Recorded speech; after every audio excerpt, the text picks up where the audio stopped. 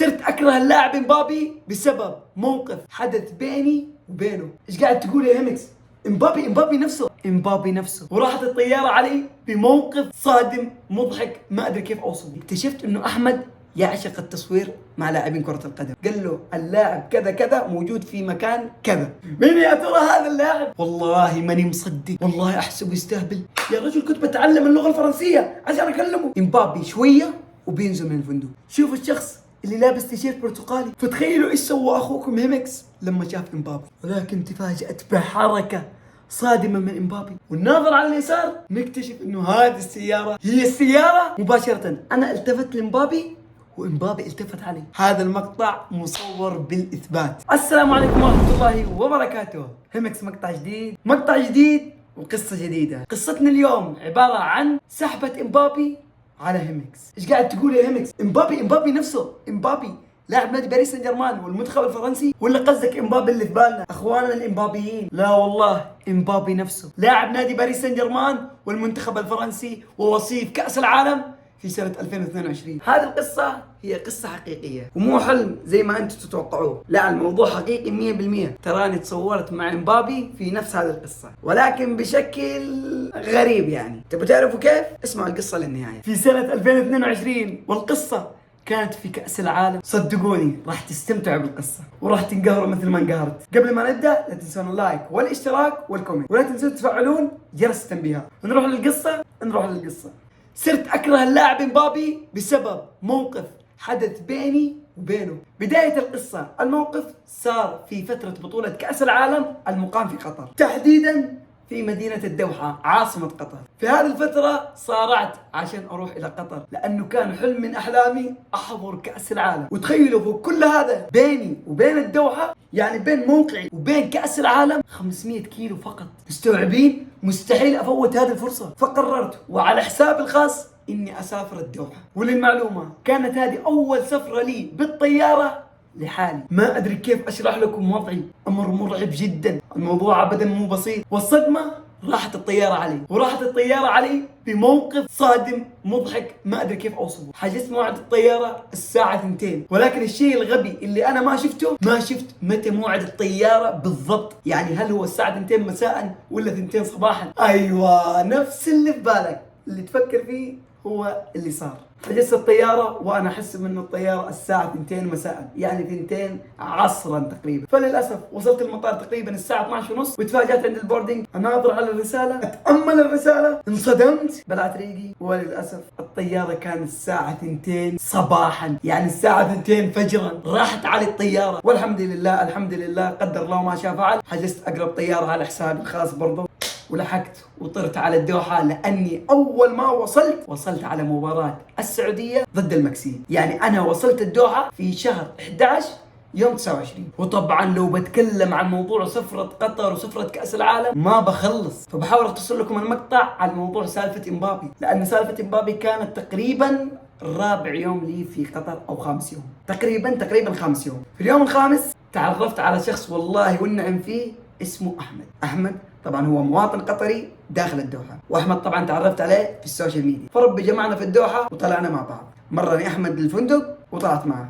وهنا كانت السالفة. طبعا وظيفة احمد هي يا امن يا شرطي داخل قطر. المهم مرني احمد تقريبا الساعة 5، طلعنا انا وياه نسولف نتكلم ناخذ ونعم، واحمد انسان حبوب اخذ واعطى معي وسولفنا وتكلمنا عن اشياء كثيرة. ومن ضمن هذه السواليف كان يعرفني عن الدوحة، وراني اشياء كثيرة عن الدوحة انا ما كنت ادري عنها ابدا. كنت احسب الدوحة عبارة عن ملعب بيت ملعب، ما في اي فعاليات. والصدمة هذا الشيء اللي صار لي في اول 4 ايام لي في الدوحة. تخيل كنت اروح الملعب وارجع البيت مباشرة، لا اروح مع الناس احتفل ولا اروح استمتع ولا اروح اسوي اي شيء. فلما عرفني عن الدوحة تفاجأت بمعنى الكلمة. جماعة الخير الدوحة لو اتكلم من اليوم الى بكرة ما اقدر اوصف لكم هذه المدينة. مدينة خيالية، مدينة رائعة بمعنى الكلمة. والله يا جماعة الخير لي 8 اشهر من اخر يوم لي في الدوحة، الى الان قلبي متعلق بالدوحة.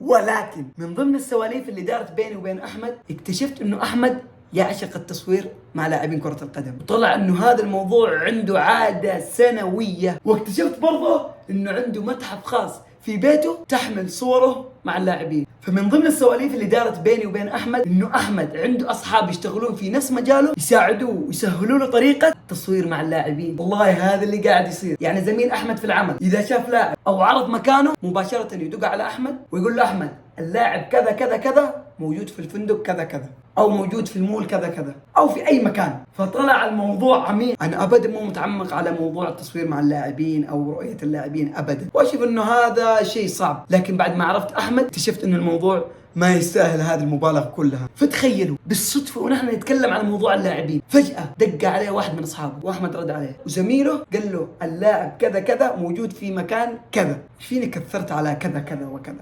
يا جماعة الخير مشوها. المهم نكمل السالفة. فزميل أحمد وصى أحمد على لاعب معين. والصدمة وين؟ الصدمة مين هذا اللاعب؟ مين يا ترى هذا اللاعب؟ مين هذا اللاعب اللي قال له خالد لأحمد؟ طبعا خالد أنا اسم اخترعته لصديق أحمد عشان نختصر الموضوع. فخالد قال لي أحمد الحق اللاعب الحين نازل من الفندق كذا كذا. المهم أحمد قفل السماعة وقال لي يا هيمكس أنت جاهز؟ قلت له جاهز لإيش؟ قال لي أنت جاهز؟ طيب فهمني. قال لي أنت جاهز يا هيمكس؟ قلت له أنا جاهز، أنا جاهز، بس علمني ناخذ ونعطي مع بعض. أحمد قال لي راح نمشي أنا وياك بالسيارة اللي قاعدين نمشي فيها. إلى وين؟ إلى كيليان إمبابي. أنا على طول مسكت راسي قلت له إيش قاعد تقول؟ قال لي والله كيليان إمبابي. قلت له إمبابي مين؟ إمبابي اللي في بالي؟ إمبابي لاعب المنتخب الفرنسي. وبرضه في هذه اللحظة والله حسبته يمزح. قال لي جهز نفسك الآن نحن متجهين إلى إمبابي. وكأن الموضوع عادي وإنه الموضوع متعود عليه. يعني واضح على أحمد إنه متعود إنه يتصور مع اللاعبين. وأخوكم المسكين يا رجل ما شاف لاعب عن قرب في حياته، ما في إلا رونالدو من المدرجات. المهم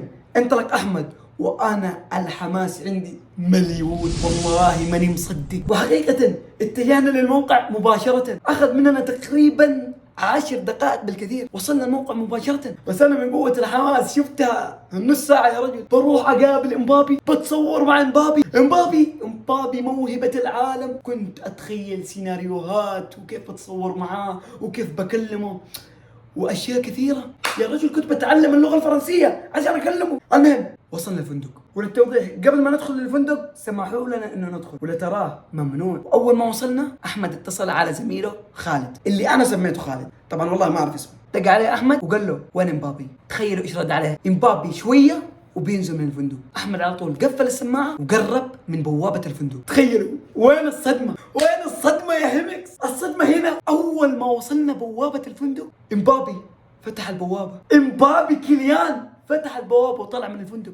انا في هذه اللحظه والله ما صدقت، لدرجه انه احمد قاعد يقول لي شوف امبابي، شوف امبابي، شوف امبابي، وانا اقول له وين امبابي يا احمد؟ وفي هذه اللحظه شكيت انه قاعد يمقلبني. واحمد مصر يقول له شوف امبابي قدام عينك يا هيمكس ارجوك ركز. وركز وادقق في اي فايده. احمد قال لي يا هيمكس شوف الشخص اللي لابس تيشيرت برتقالي. وانا ادقق والله وصدق كيليان امبابي. طبعا امبابي كان لابس تيشيرت برتقالي ونظاره سوداء. ايش اللي خلاني ما اعرف امبابي؟ هو انه امبابي كان لابس نظاره، فبالنسبه لي ما كان واضح مره. فلما ركزت ولاحظت انا ارتبكت. فتخيلوا ايش سوى اخوكم هيمكس لما شاف امبابي. يا اخي والله كل ما اتذكر هذا الموقف اضحك على نفسي. تخيلوا اول ما شفت امبابي ايش سويت؟ كان بيني وبين امبابي تقريبا 3 متر. نحن كنا في السيارة وكان امبابي جالس عند بوابة الفندق، جالس على المكان اللي يشيل الزرع. يعني ما ادري كيف اوصف لكم، ولكن المهم كان جالس يعني زي كذا، وانا كنت في الجهة المقابلة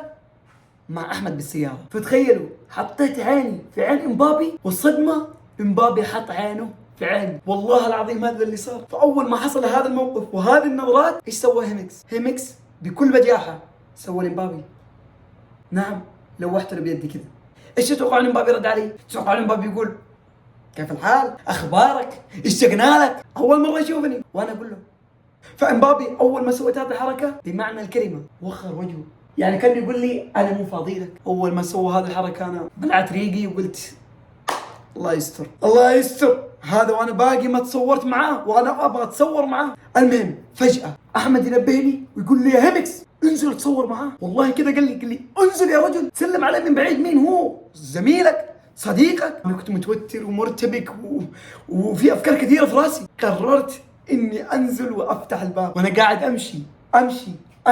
امشي لما صار بيني وبين امبابي تقريبا مترين فقط. يا رجل ايش مترين؟ متر يا رجل. امبابي كان قدام عيني جالس بمعنى الكلمة، انا كنت هنا بالضبط. امبابي كان عند هذا الدرع اللي قاعدين تشوفونه، بس المشكلة وين؟ المشكلة انه كان قدام امبابي حارس الشخصي، ولكن انا حسنت الظن وقلت انه امبابي بيتواضع بما اني انا الوحيد اللي في المكان وبقدر اتصور معاه، فقلت مستحيل يرفض معي صورة، واصلا ما في احد موجود، ما في احد جنبه الا حارس الشخصي وواحد طفل صغير. ولكن هذا اللي صار، وصلت عند امبابي، رفعت الجوال، فتحت الفيديو، طبعا هذا بذكاء، قلت بفتح فيديو بحاول اني اتصور معاه على السريع وبمشي، ففتحت الكاميرا وسجلت فيديو، ويا ليتني ما سجلت. يا رجل والله العظيم كل ما اشوف المقطع وانا اضحك على نفسي. ايش اللي صار يا هيمكس؟ اللي صار اول ما وصلت عند امبابي وقلت له امبابي سيلفي سيلفي سيلفي، كررت هذه الكلمه سيلفي سيلفي سيلفي، اتفاجأ انه امبابي بعد ما كان جالس قام، واول ما قام امبابي كان الحارس مغطى عليه، وانا قاعد الحق امبابي بهذا الجوال قاعد اقول امبابي سيلفي سيلفي سيلفي، ولكن تفاجأت بحركه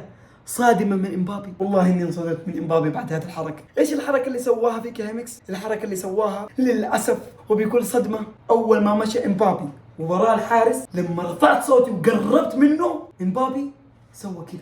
والله يا جماعه الخير شفت امبابي رفع يده وقال كذا، يعني بمعنى الكلمه ما بعد صور، سوى كذا، مشي كذا شويه ودخل السياره، دخل سياره سوداء كبيره زي الفان، دخلها ودخل معنا الحراس الشخصيين، وتفاجأت انه امبابي رفض التصوير معي، وانا في هذيك اللحظه كنت ماسك الجوال ومصدوم، يعني قلت كيف سواها؟ مستحيل. ليش تكبرت على هيمكس يا امبابي؟ كنت افكر راحت علي فرصه كبيره اتصور مع لاعب ممكن يكون من افضل 5 لاعبين عبر التاريخ في السنوات القادمه، كيليان امبابي افضل موهبه. واثبات على كلامي، شوفوا المقطع اللي كنت اقول فيه كيليان سيلفي سيلفي سيلفي، وحتى في المقطع بتشوفون الطفل اللي كان جالس جنب امبابي قاعد يناظرني ومحزن علي. كيليان وين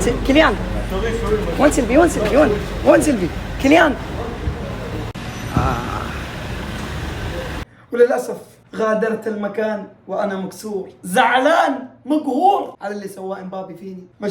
مشيت وطلعت السياره مع احمد، ومشينا بالسياره، واول سؤال سالني احمد قال لي بشر تصورت مع امبابي؟ رديت عليه وانا منزل راسي ومكسور، قلت لي للاسف ما تصورت مع امبابي. قال لي ليش يا هيمكس؟ حرام عليك. قلت له تبى الصدق؟ قال لي قول الصدق. قلت له للاسف امبابي هو رفض انه يتصور معي. والله يا جماعه الخير انه احمد انصدم وزعل وقال لي لعلها خيره وانساها يا هيمكس. والله امبابي كان قدام عيني، لكن الله يسامحه والله كان شويه متكبر، لكن شويه بس وبالحراس. شوف للامانه مش من امبابي، هذا الحارس اللي معاه ترى حارس شخصي حتى في باريس سان جيرمان للمعلومه. اوكي هذا اوكي. اي حارس في منتخب فرنسا باريس سان جيرمان.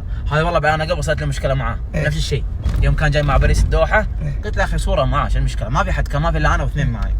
قال ما يصير، ما يزعق. قلت له يا اخي انا ما قلت شيء، ما غلط على اللاعب، انا بس قلت له كان يهفوت، اذا قايل لا راح اقول له اوكي ثانك يو جود لك. والله بالضبط هذا هو، يعني السياره السوداء تشوفونها، والله هذا هو السياره. المشكله يا امبابي وانا والله من داخلي مستحيل انسى هذا الموقف يا رجل. والله كنت قاعد افكر طول الطريق، وكنت زعلان اني ما تصورت مع امبابي، وحتى قال لي احمد ما عليك لا تزعل، ان شاء الله بكره لو كتب ربي ان نتصور مع لاعبين افضل من امبابي. ولكن للاسف كنت افكر بموضوع امبابي وما نفع كلام احمد باي شيء. ولكن فجأة ناظر على اليسار اتفاجئ انه احمد ناظر على السيارة وقال لي هذه السيارة اللي راح فيها امبابي. وانا قلت لاحمد لا ما اتوقع، في سيارات كثيرة تتشابه مع بعض. قال لي لا صدقني انه هذا امبابي. وحقيقة احمد مباشرة لحق السيارة، مرينا من جنب السيارة والناظر على اليسار نكتشف انه هذه السيارة هي السيارة اللي تحمل امبابي. ولحقنا السيارة ويمشوا ونحن نلحقهم، يلف يمين نروح يمين، يلف يسار نروح يسار، يروح للبحر نروح للبحر، اهم شيء نلحق هذه السيارة. واستمرنا نلحق سيارة امبابي الى ما جت إشارة. هذه الإشارة وقفتنا ووقفت سيارة امبابي. وعلى حظنا الجميل لما نحن وقفنا سيارة امبابي كانت بالضبط زي كذا، يعني بالضبط وجهي بوجه امبابي. وللمعلومة هذا المقطع مصور بالإثبات، بوريكم المقطع بعد ما أقول لكم إيش صار. والصدمة وين في هذا الموقف؟ الصدمة أول ما وقفت سيارتنا جنب سيارة امبابي مباشرة أنا التفت لامبابي وامبابي التفت علي. مستوعبين؟ امبابي التفت علي وقاعد يناظرني ويضحك. يا جماعة الخير مستوعبين؟ امبابي قاعد يناظرني ويضحك علي، وانا صراحة ما اخفى عليكم قلت له امبابي ارسلت له قبله فوق اللي سواه فيني. يا اخي انا والله ما ادري ايش اقول عن نفسي، والله العظيم هذا اللي صار. فمبابي اول ما شافني سوالي.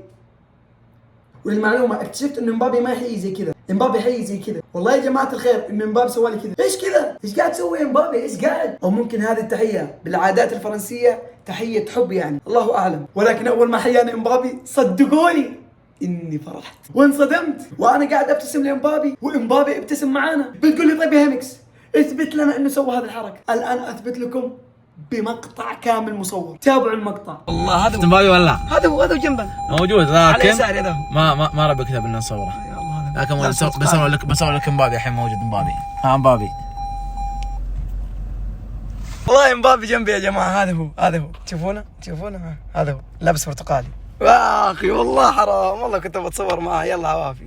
شفت المقطع؟ بس عشان تصدقوني بعد هذا الموقف انا سامحت امبابي، رغم انه لا زال في كره بسيط على امبابي، ولكن برضه انا مسامح، خاصه انه باذن الله بينتقل الى نادي ريال مدريد. طبعا المعلومه انا ما اشجع مدريد، ولكن اتمنى يلعب في مدريد. وانا حقيقه بعد هذا الموقف كنت سعيد جدا صراحه. راح امبابي مني واكتشفت انه راح لمين؟ راح الى زميله في نادي باريس سان جيرمان اشرف حكيمي. كيف عرفت يا ميكس؟ لانه بعد الموقف اللي صار بيني وبين امبابي دخلت السوشيال ميديا واشوف صوره تجمعه بينه وبين اشرف حكيمي بنفس التيشيرت البرتقالي، هو نفسه. ان شاء الله نقول ان شاء الله يا رب اذا ربي كتب اتصور مع الاسطوره كريستيانو رونالدو. ولا هنا وصلنا نهايه القصه. اتمنى ان القصه عجبتكم، واتمنى اني فصلتها بشكل جيد، واتمنى انكم استمتعتوا. جميع حساباتي في مواقع التواصل الاجتماعي سناب شات، انستغرام، تيك توك موجوده في البايو. ولا تنسون اللايك والاشتراك والكومنت، ولا تنسون تصلون على النبي. اللهم صل وسلم على نبينا محمد. كان معاكم هيمكس، فامان الله.